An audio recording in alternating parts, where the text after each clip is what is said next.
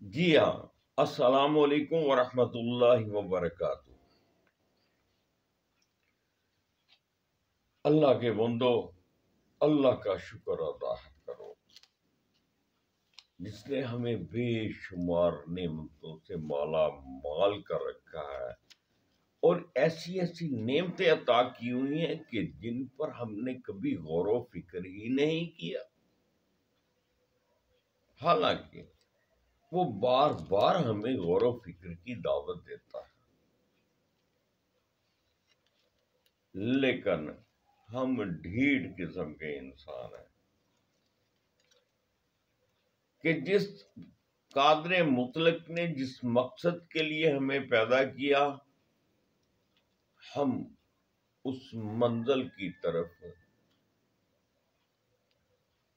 اور اس رستے کی طرف چلنے والے ہی نہیں۔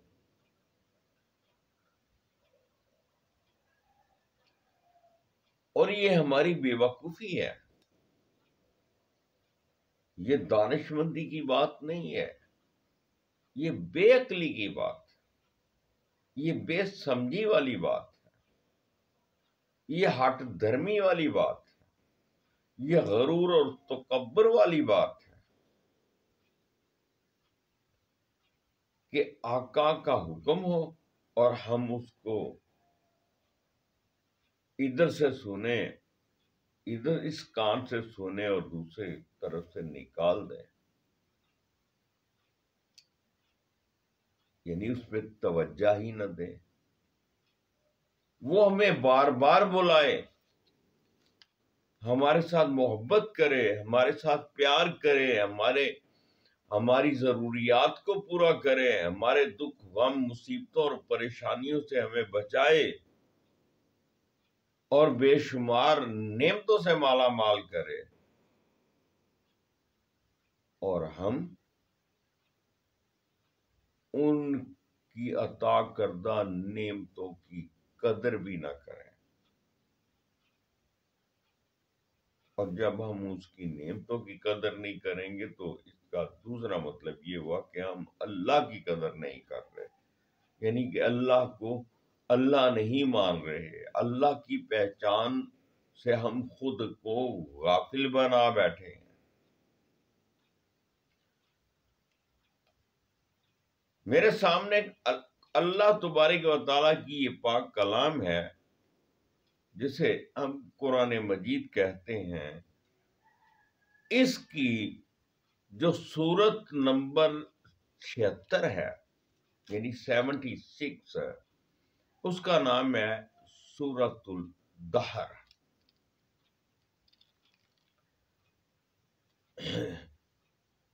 اور اس کی 31 آیات ہیں اور 2 رکوع ہیں، اور اس کا آغاز اللہ تبارک و تعالیٰ نے جن الفاظ سے کیا ہے وہ انتہائی غور طلب ہے، لیکن کن کے لیے؟ جن کو اللہ نے عقل و شعور سے نوازا ہے، نہ کہ ڈنگروں کے لیے، جاہلوں کے لیے، گدوں کے لیے۔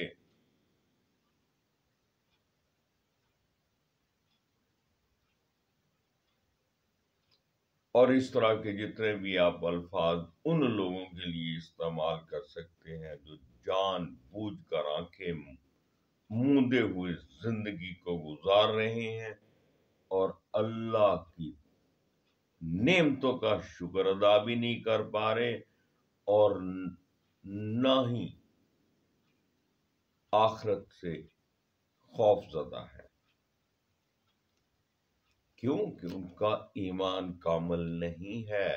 اگر ان کا ایمان کامل ہو تو وہ اپنی آخرت کے لیے اس دنیا میں کچھ کام کریں، یعنی نیکی کو عام کریں اور برائی کو روکیں۔ برائی سے خود بھی رکیں.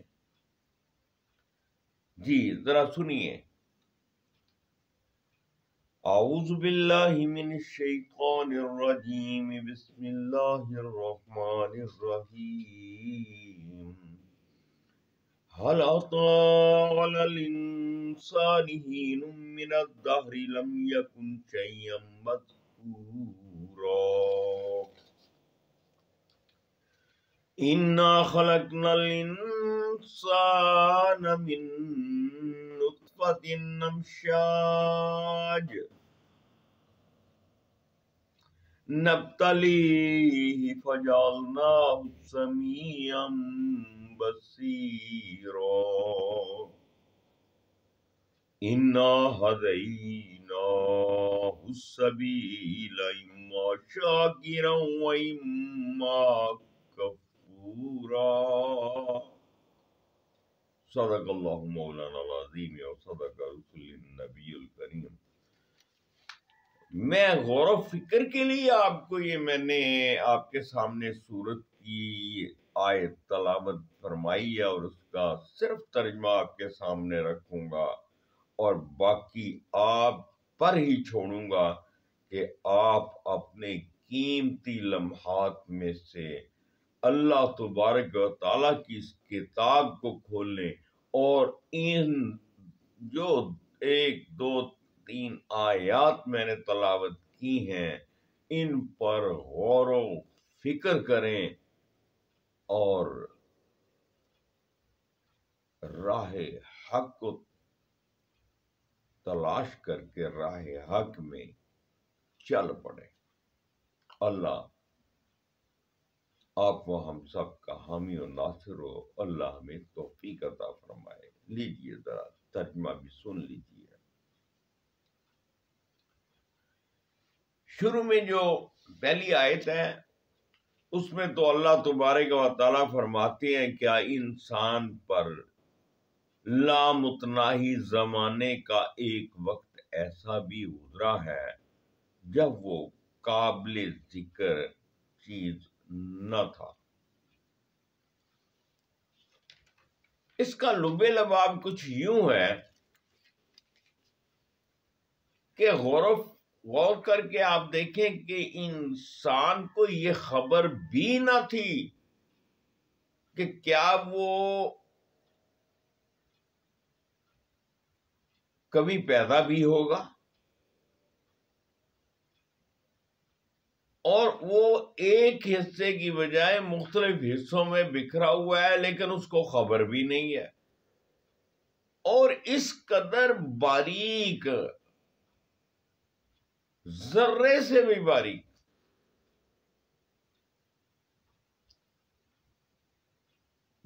نظر نہ آنے والے کیڑوں کی شکل میں وہ موجود ہے. کیڑوں کی شکل میں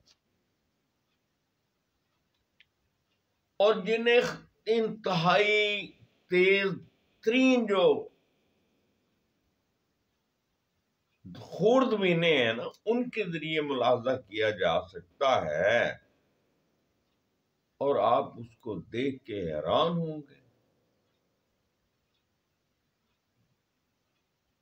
اور پھر وہ کوئی چیز نہیں ہے نا, اس کی کوئی حیثیت نہیں ہے, اس کی کوئی پہچان نہیں ہے.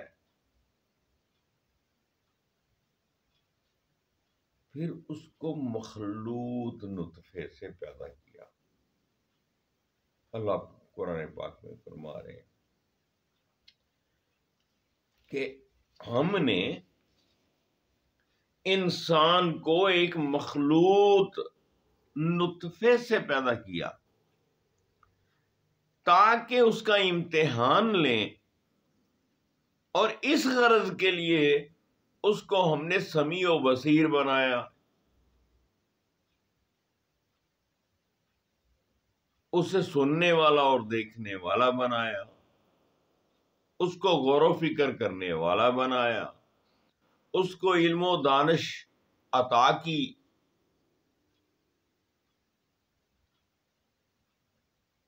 اور ساتھ یہ بھی فرما دیا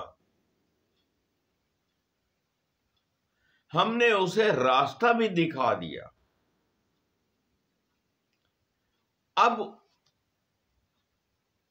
خواہ وہ شکر کرے یا کفر کرے.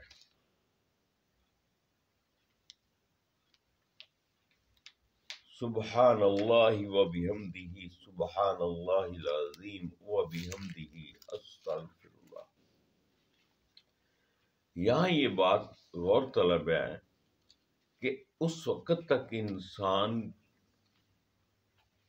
تخلیق پا ہی نہیں سکتا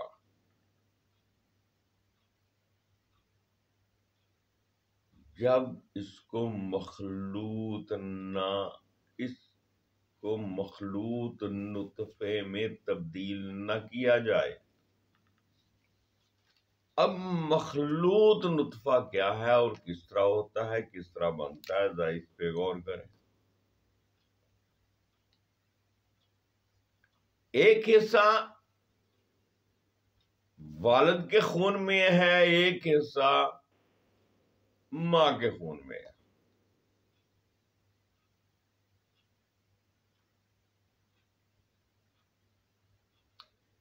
انسان کی منی میں ہے اور عورت کے خصیے میں ہے، اور نہ اس کو پتا ہے نہ اس کو علم ہے. یعنی دونوں اس کے بارے میں کچھ نہیں جانتے کہ آیا ان کے پاس کچھ ہے بھی کہ نہیں ہے.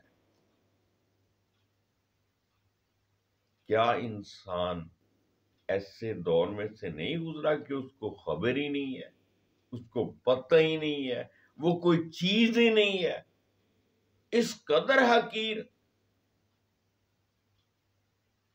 اور پھر میاں بیوی جب آپس میں ملاپ کرتے ہیں، یہ اللہ کا نظام ہے نا. انسان کو اس وقت تک انسان تخلیق پا ہی نہیں سکتا، مکمل انسان کہلا بھی نہیں سکتا جب تک کہ وہ ایک سے دو اور دو سے ایک نہ ہو جائیں. یعنی ان کا آپس میں ملاپ نہ ہو. انسان اس وقت تک ادھورا ہے، خواہ عورت ہے خواہ مرد ہے. اور اسی لیے اللہ تبارک و تعالیٰ نے اس کو ایک کرنے کے لیے نکاح جیسی نعمت عطا فرمائی ہے.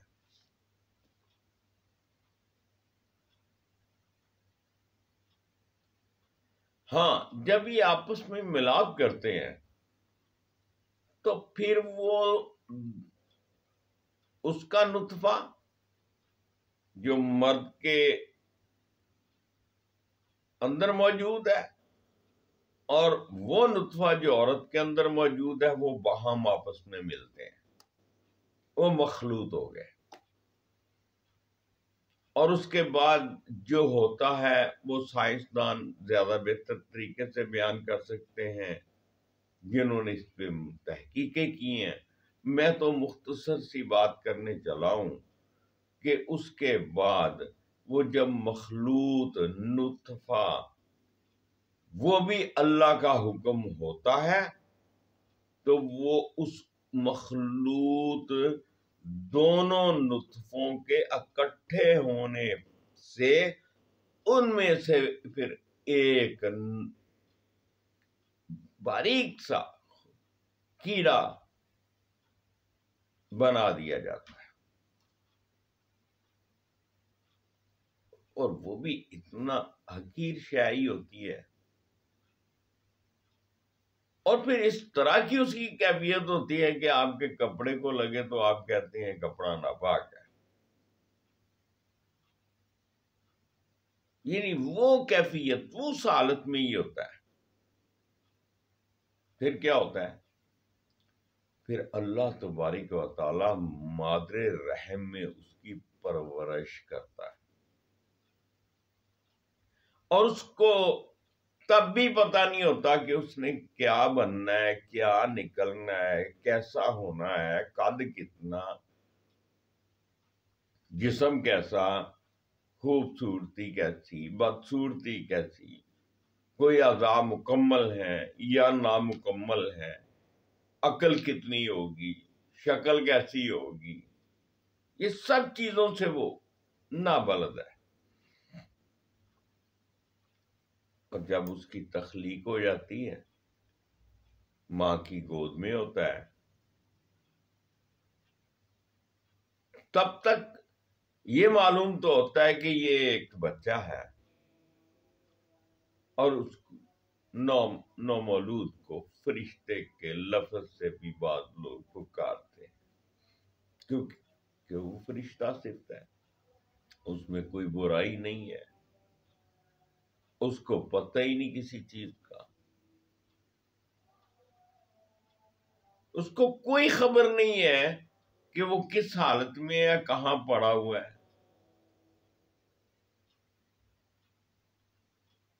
اور پھر ماں اللہ تبارک و تعالی والدہ کے ذریعے سے اور والد کے ذریعے سے اس کی پرورش کرتا ہے، پھر اس کو ایک کامل انسان بنا دیتا ہے، لیکن آیت کی روح کے مطابق کہ اللہ نے اس کو جب یہ مخلوق نطفے سے بنایا، یعنی پیدا کیا، تو ساتھ کیا اللہ تبارک و تعالیٰ فرما رہے ہیں، تاکہ اس کا امتحان لیں۔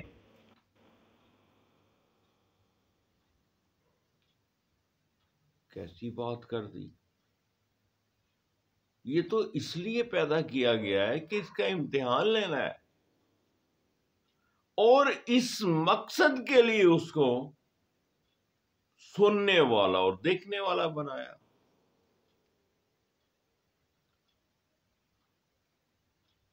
تو یہاں پر سننے والا اور دیکھنے والا تو حیوانات بھی ہیں، پرندے بھی ہیں، چرندے بھی ہیں۔ یہاں ان کے معنی کچھ اس طرح کے ہیں، اس کا مفہوم یہ ہے کہ اس کو عقل و دانش سے نوازا، کیونکہ جو نابینا ہیں ان کے پاس آنکھیں نہیں ہیں،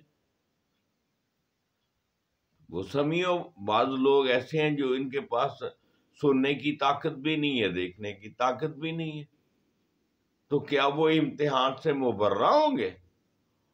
نہیں۔ یہاں اس آیت کا جو ترجمہ ہے وہ اس مفہوم میں کیا جائے گا کہ ان کو یہ جو ہم نے حواس خمسہ عطا کی ہے، یہ بھی ایک نعمت ہے، اور اس کو اصل میں سمیع و بصیر سے مراد یہی ہے کہ اس کو علم و دانش عطا کی، اس کو عقل دی، اس کو فہم دیا، جس کے مطابق وہ زندگی بسر کرے۔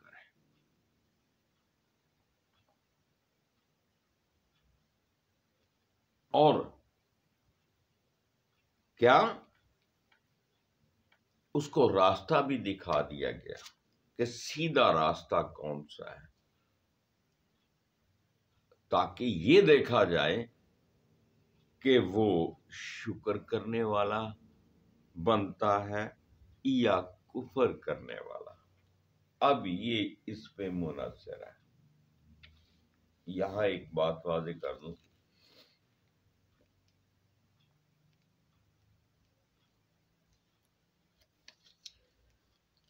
آپ غور کر کے دیکھیں کہ جو میں نے پہلے بھی کسی ایک اپنی ویڈیو میں یہ ذکر کیا ہے کہ اللہ تبارک و تعالیٰ نے انسان کو فطری طور پر جو ہے نا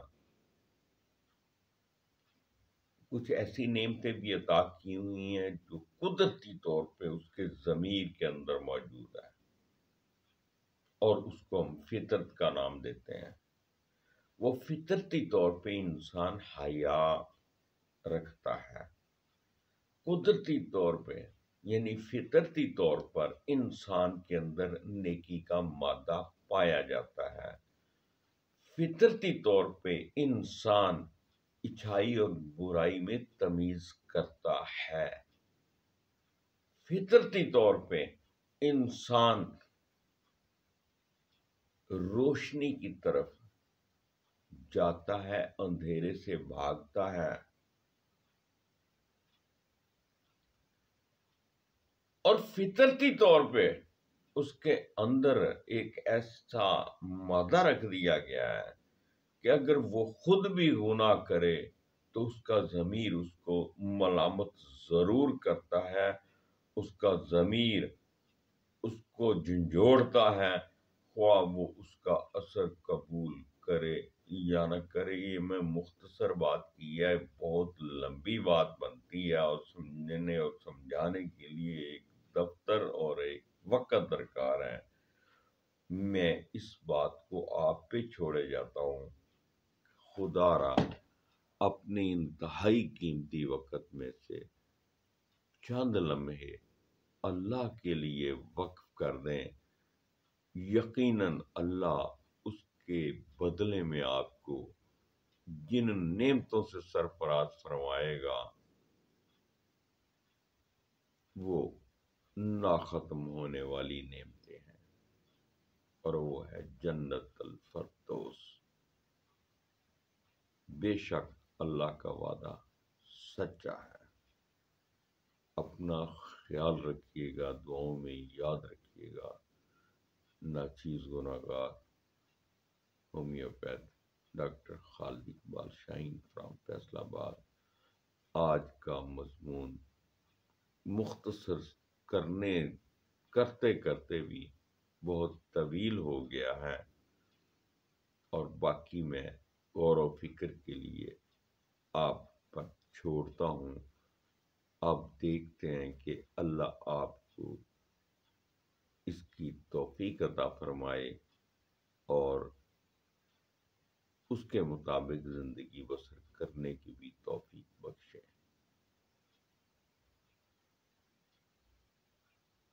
بہت بہت شکریہ۔ فی امان اللہ۔ السلام علیکم ورحمۃ اللہ وبرکاتہ۔